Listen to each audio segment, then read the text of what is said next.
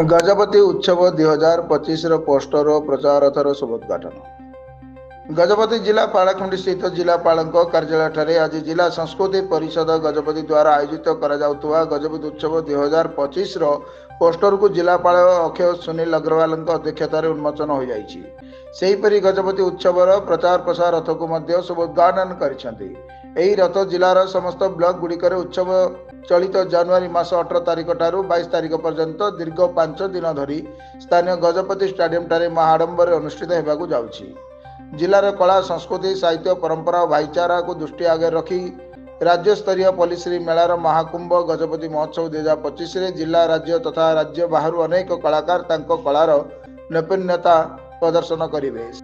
सेहीपरि जिले में उत्पादित कुटीर शिल्प सामग्री कृषिजात द्रव्य हस्ततंत्र सामग्री और सौरा चित्रकला समेत राज्यर विभिन्न जिलार आसुवा स्वयं सहायक गोष्ठी द्वारा प्रस्तुत सामग्री गुड़िकर प्रदर्शनी और बिक्री करा जिवो।